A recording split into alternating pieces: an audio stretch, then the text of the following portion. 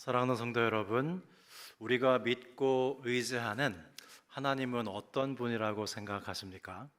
하나님의 주요한 속성 중 하나는 자유입니다. 여러분, 하나님은요, 자유로운 분이세요. 하나님은 주권적 자유로 행하시는 분이십니다. 우리가 어떤 선한 일을 했을 때 하나님께서 우리에게 상을 주실까요? 네, 하나님께서 우리가 말씀대로 살았을 때 칭찬하시고 상을 주실 겁니다. 그런데요, 우리가 착한 일을 많이 해서 하나님으로 하여금 우리에게 복을 주시도록 하나님을 조정할 수는 없습니다. 하나님께서는 그 누구의 영향도 받지 않으시고 주도적으로 우리에게 은혜와 복을 주시기 때문이죠. 그것이 바로 하나님의 주권이요, 하나님의 자유입니다. 그러면 우리가 하나님 앞에 잘못하거나 죄를 지었을 때에 하나님께 회개하면 우리를 용서해 주실까요? 네, 우리를 용서해 주실 겁니다. 그러나 우리가 회개를 함으로 인해서 하나님이 우리를 용서하시도록 우리가 하나님을 움직일 수는 없습니다. 죄 용서란 자동 판매기에 회개라는 동전을 넣고 죄 사죄의 은총이라는 물건을 받을 수 있는 그런 기계적인 것은 아닙니다. 엄밀하게 말해서 죄 용서도요, 하나님의 주권적 자유로 우리에게 주시는 은총입니다. 회개는 다만 하나님 앞에 용서받기 원하는 우리의 마땅한 태도요, 응답일 뿐이죠. 이처럼 우리가 하나님과 관계 맺고 살아가면서 때론 하나님께 복을 받을 만한 일을 하기도 하고 때론 하나님께 회개해야 할 만큼 잘못을 범할 때도 있지만 하나님께서 우리에게 은혜를 주시거나 사죄의 은총을 주시는 것은 철저히 하나님의 주권적 자유로 우리에게 주시는 은총입니다. 우리 인간이 좌지우지할 수 있는 그런 것이 결코 아닙니다. 그래서 신학자 칼 바르트는 인간의 이성으로 이해할 수 없는 하나님의 역사를 하나님의 자유라고 그랬어요. 여러분, 이 하나님의 자유는 신학적으로 굉장히 중요한 용어입니다. 그러면 하나님께서는 왜 인류를 구원하시는 데 있어서 예수 그리스도를 십자가에 못 박혀 돌아가시게 하셨을까요? 그 또한 하나님의 자유입니다. 그 외에 다른 이유를 우리는 알 수 없습니다. 다만 한 가지 분명한 것은 하나님의 자유의 특징은 하나같이 사랑이라는 사실입니다. 하나님께서 자유롭게 주권적 자유로 역사하실 때 우리가 안심해도 되는 것은 하나님은 항상 사랑하시기 위해서 자유를 행사하시기 때문이죠. 우리는 지난 8주 동안 누가복음 9장에서 19장까지의 예루살렘 여행기에 예수님께서 제자들에게 말씀하신 8가지 비유 말씀을 들었습니다. 그런데 예루살렘에 입성하시기 전에 한 가지 비유를 더 말씀하셨는데 그것이 바로 오늘 본문의 마태복음 20장에 등장하는 포도원 품꾼의 비유입니다. 예루살렘에 거의 도착할 무렵 시몬 베드로가 예수님께 이렇게 물었어요. 예수님, 우리가 모든 것을 다 버리고 주님을 따랐는데 그런즉 우리가 무엇을 얻으리까? 아마도 베드로는 모든 것을 버리고 주님을 따른 만큼 많은 것을 주님께 얻을 수 있다고 기대한 것 같습니다. 그러자 예수님께서 이 베드로의 질문에 대한 답변으로 하신 말씀이 오늘 본문의 포도원 품꾼 비유예요. 어느 날 포도원 주인이 포도원에서 일할 품꾼들을 고용하기 위해서 장터로 나갔습니다. 여기서 장터란 오늘날 말로 하면 인력시장입니다. 그리고 하루 일당으로 한 데나리온씩 주기로 하고 일꾼들을 고용했는데요. 여기서 한 데나리온은 당시 한 가정이 하루 3끼 양식을 얻는 데 필요한 금액이었습니다. 오늘날 말로 하면 한 시간에 10,000원을 주는 하루에 8시간 일한다면 일당이 8만 원에서 10만 원 정도 되는 것이 한 데나리온이었습니다. 일꾼들은 오늘따라 수시를 맞았다며 포도원으로 신이 나서 일을 하러 갔습니다. 그런데 이 포도원 주인은 웬일인지 오전 9시에 또다시 인력시장으로 나갑니다. 그리고 일자리가 없어서 놀고 있는 사람들이 보이자 그들 역시 고용했어요. 포도원 주인은 점심 식사를 할 때쯤에 12시가 돼서 또다시 장터로 나갔습니다. 그런데 아직도 일자리를 구하지 못해서 아침과 점심을 굶고 있는 사람들이 있었어요. 그들도 역시 고용해서 포도원으로 보냈습니다. 포도원 주인의 이러한 움직임은 여기서 그치지 않았고요. 그는 오후 3시가 되자 다시 인력시장으로 나갔습니다. 그런데 아직도 일자리가 없어서 우두커니 앉아 있는 사람들이 보이는 거죠. 주인은 그들에게도 포도원 일자리를 제공했습니다. 자, 이렇게 아침 6시, 오전 9시, 정오 12시, 오후 3시 네 차례에 걸쳐 일꾼들을 고용했다면 이미 그의 포도밭은 일꾼들로 넘쳐나고 있지 않겠습니까? 그런데 이 주인은 무슨 이유에서인지 포도원 폐장 1시간 전인 오후 5시에 또 인력 시장으로 나갔습니다.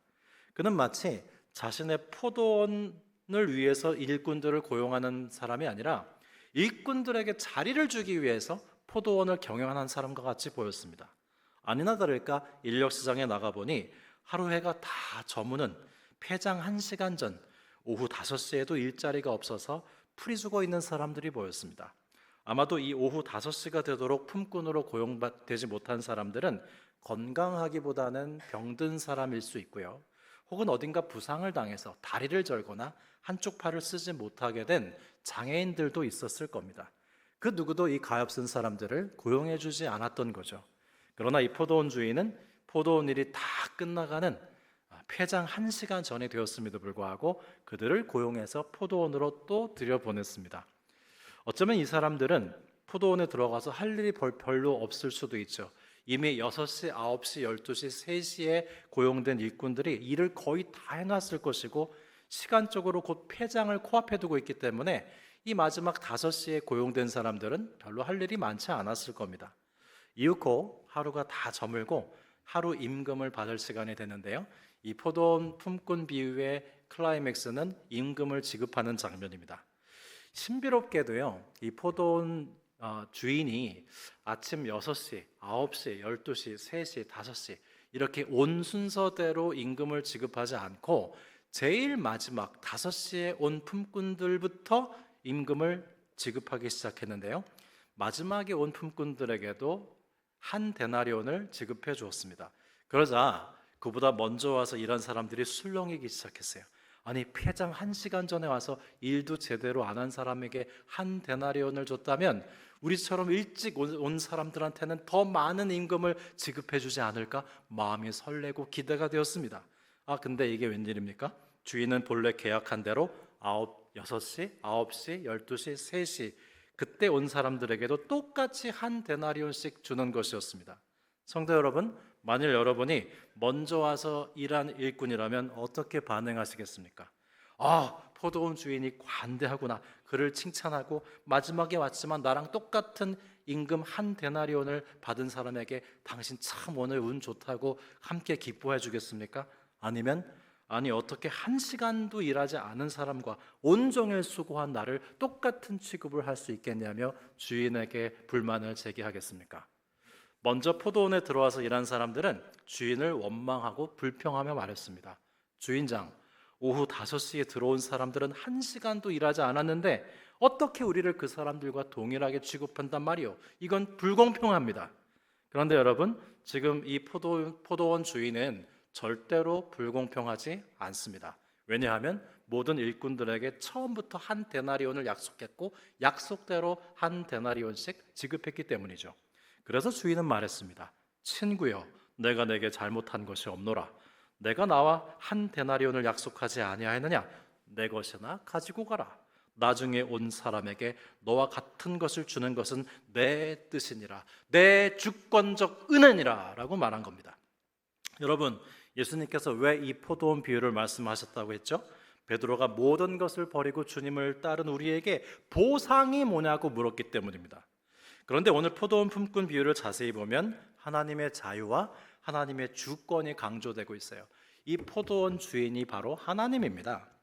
성경에서 포도원은 흔히 이스라엘로 비유되곤 하는데요. 그러니까 여러분 성경을 읽다가 포도원이 등장하면 그건 이스라엘이라고 여기셔도 좋습니다. 포도원은 하나님의 나라고요. 포도원 주인은 하나님이시고요. 일꾼들은 그리스도의 제자들을 의미합니다. 그런데 여러분, 포도원 일꾼들이 어떻게 일하게 됐죠? 일꾼들이 포도원 주인을 찾아와서 제발 우리 좀 써달라고 부탁했나요? 아니죠. 포도원 주인이 먼저 일꾼들을 찾아와서 주권적으로 그들을 써주겠다고 했습니다.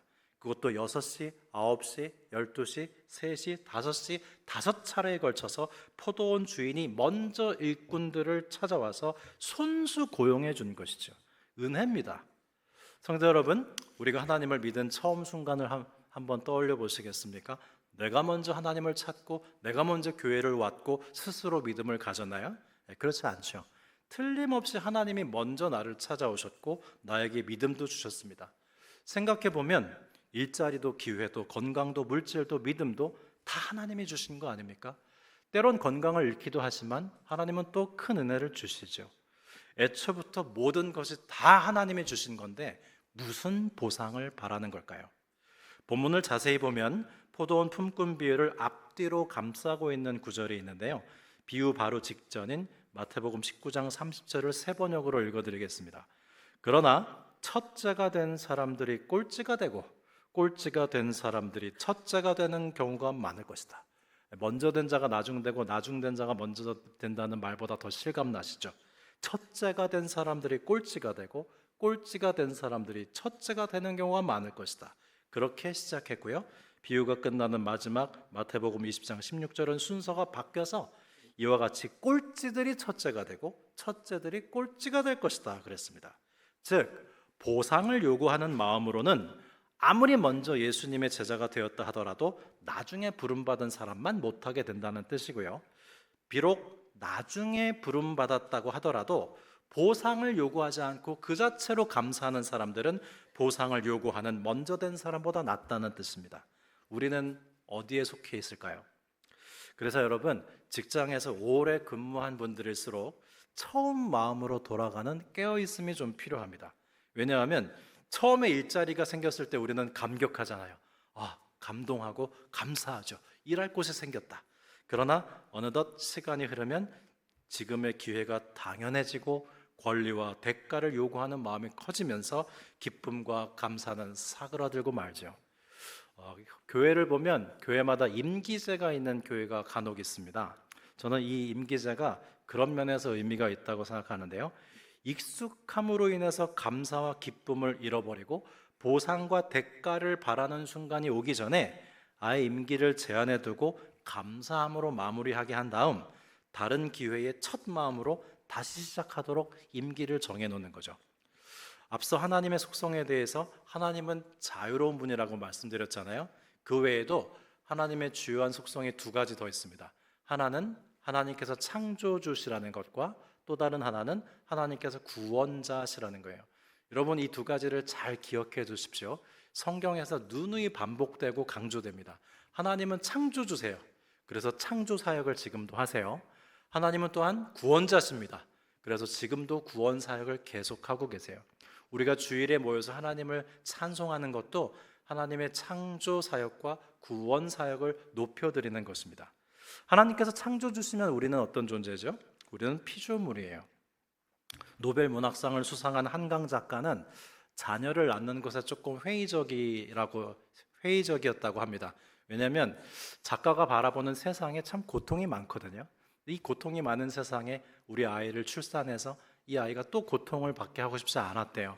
근데 남편 되시는 분이 이렇게 말했습니다.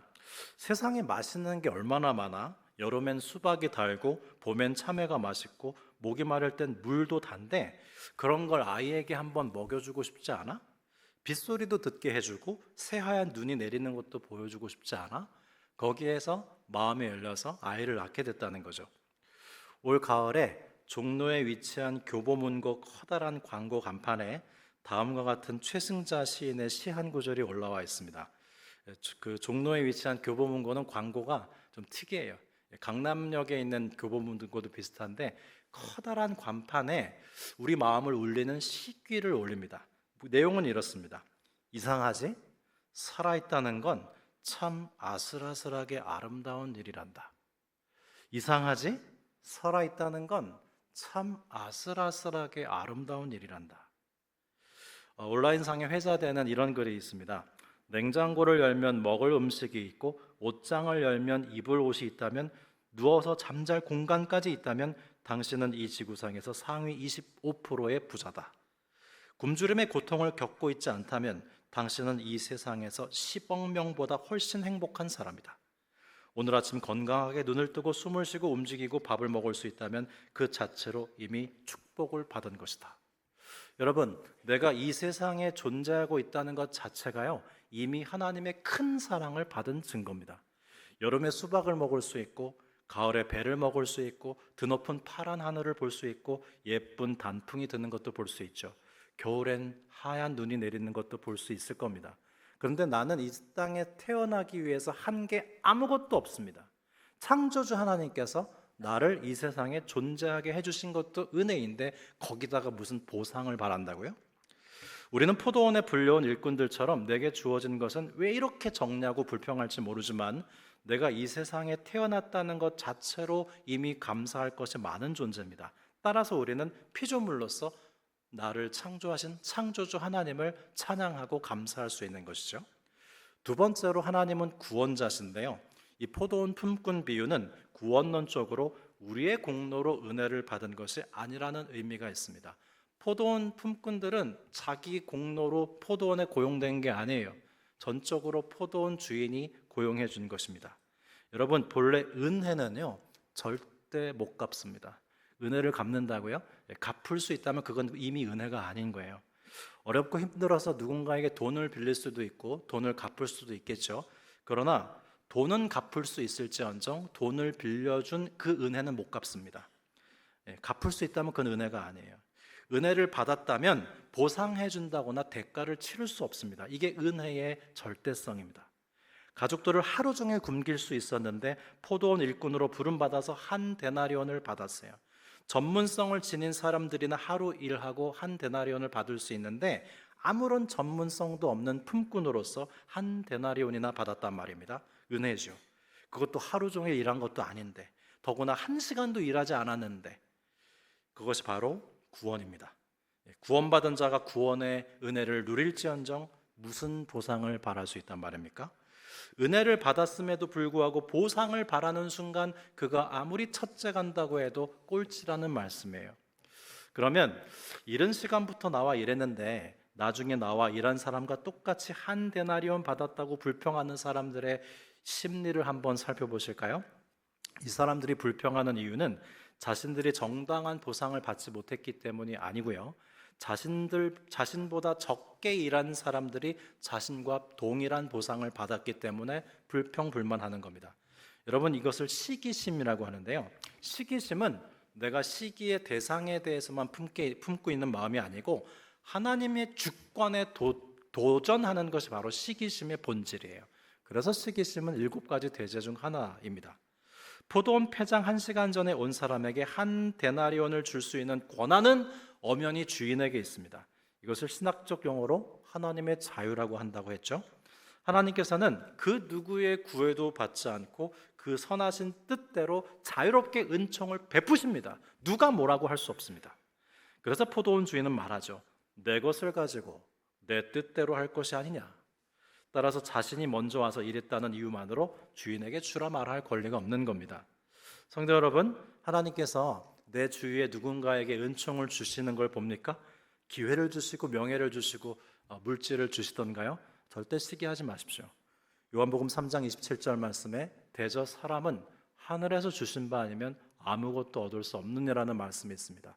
내가 은혜를 받던 누가 은혜를 받던 그건 하나님의 주권적 은혜로 주신 거예요. 내가 뭐라고 할 권리가 없습니다. 사람이 시기심에 빠지면요, 다른 사람을 끌어내리느라고 하나님께서 나에게 주신 은혜도 까먹고 감사하지 못합니다. 그러나 그리스도의 제자는 하나님의 주권을 인정하기에 누군가 은혜 받는 모습을 보면 기꺼이 가서 사심없이 함께 기뻐해주고 축하해줘요. 그리고 하나님께 영광을 돌립니다. 그게 그리스도의 제자예요. 지금 불평하는 이 사람은 자신이 받은 한 데나리온에 대한 감사도 잃어버리고 말았습니다. 그는 하나님께서 당신의 자유로 자신을 창조하셨다는 것과 구원하셨다는 것을 망각했어요. 이것이 바로 인간의 죄된 본성입니다.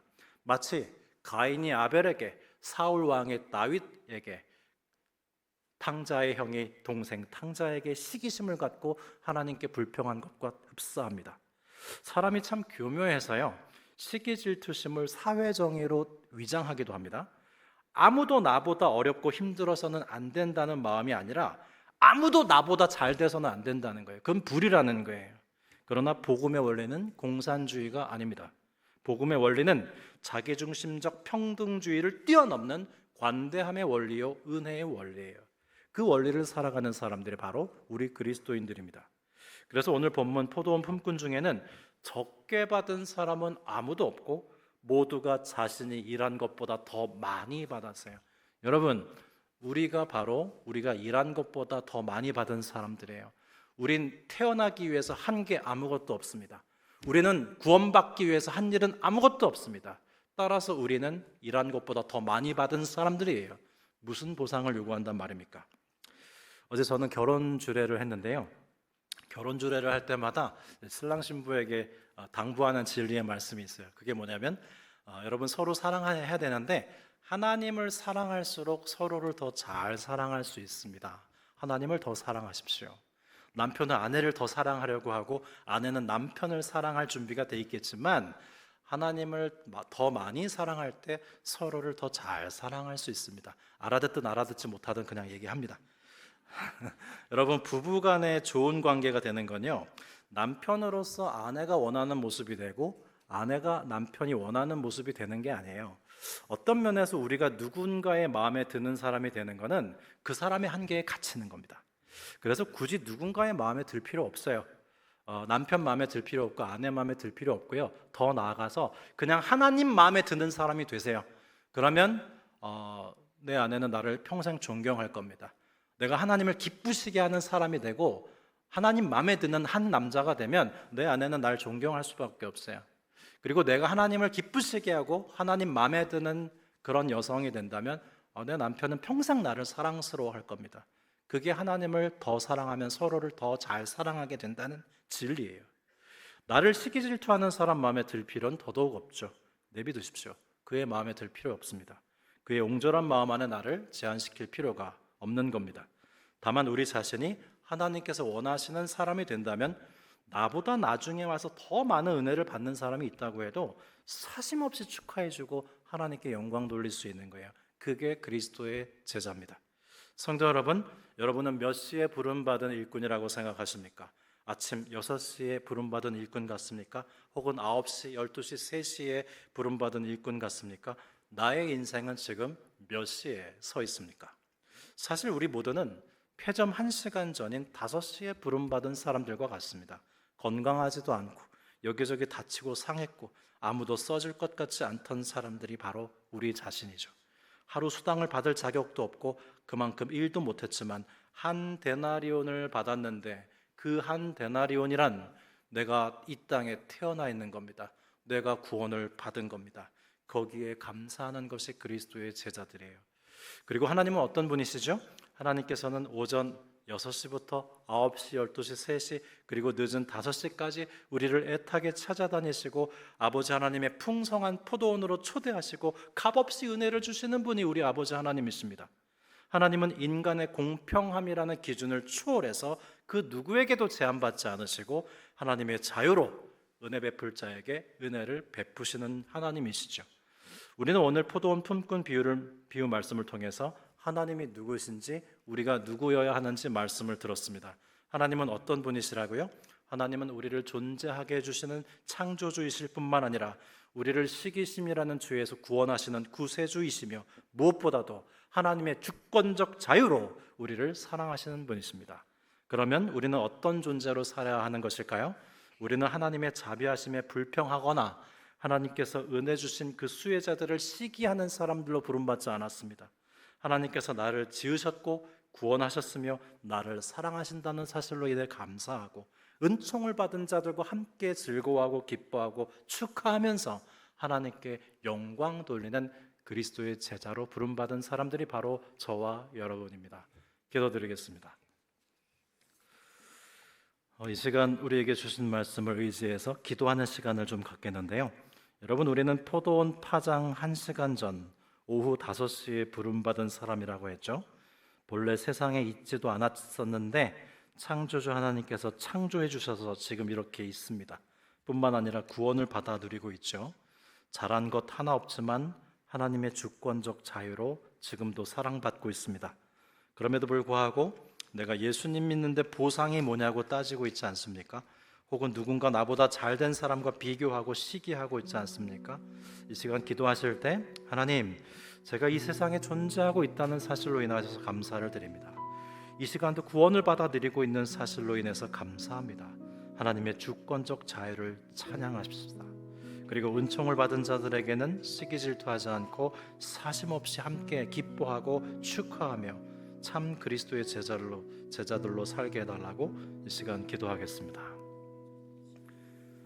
하나님 아버지, 하나님의 주권적 자유로 우리가 잘했건 못했건 우리에게 은혜 베풀어 주신 것 감사드립니다.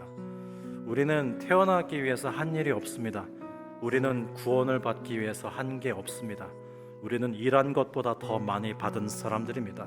무슨 보상을 원하며 누구를 시기한단 말입니까? 하나님, 나를 태어나게 하시고 존재하게 하시고 구원받아 누리게 하신 것 감사드립니다. 누군가에게 은혜를 주셨다면 축하하고 함께 기뻐하겠습니다. 하나님께 영광을 돌리겠습니다. 그렇게 그리스도의 참 제자로 살아가게 하여 주옵소서.